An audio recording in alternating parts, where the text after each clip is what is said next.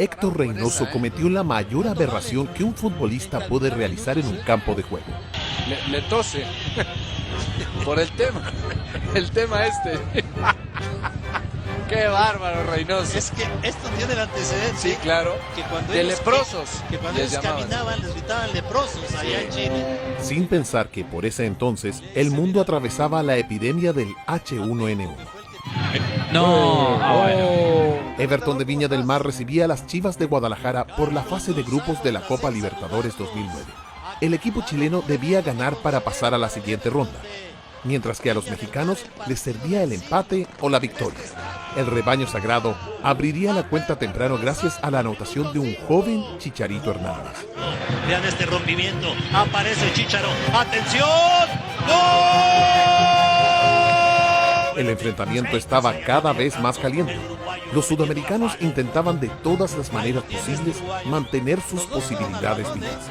Y fue en el minuto 47 en que consiguieron el empate, tras un golazo de Jaime Riveros. 2, 4, 6, 7, 8 del Everton a buscar un remate de cabeza, el balón adentro, ¡gol! ¡Gol!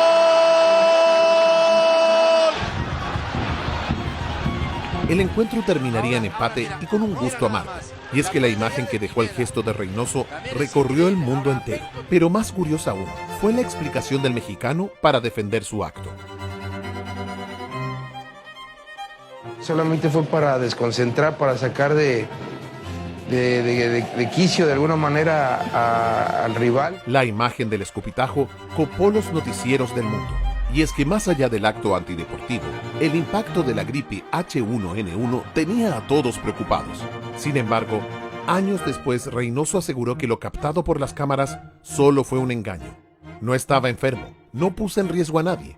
Solamente fue una artimaña del fútbol, que como esa hay muchas. Los escupos, esa sobre todo, que tiró los mocos, un asco, van más allá, sobre todo por el contexto que se vivía en ese momento, con la gripe porcina amenazando, estaba todo el mundo psicoseado, y Reynoso llega y hace eso. Me parece que va más allá de lo que puede ser considerado como una artimaña del fútbol. Lo hecho por el mexicano no es algo nuevo en el balompié, y es que situaciones de ese tipo abundan, tanto dentro como fuera de una cancha. Recordado es aquel episodio que vivió José Luis Chilavert con un periodista de la televisión argentina, donde el paraguayo reaccionó de la peor forma. ¿Está bien? Vos sos un asqueroso y un asqueroso. Otro que vivió en carne propia al recibir escupitajos fue Juan Román Riquelme en Boca Juniors. El último 10 era un dolor de cabeza para sus rivales, y los hinchas se lo hicieron saber de la peor forma. Esto es inconcebible, ¿no? Ese individuo, este personaje, ustedes lo observan escupiéndolo a Riquelme. El repudiable gesto ha trascendido, y es que no solo jugadores e hinchas han sido protagonistas, sino que también directores técnicos.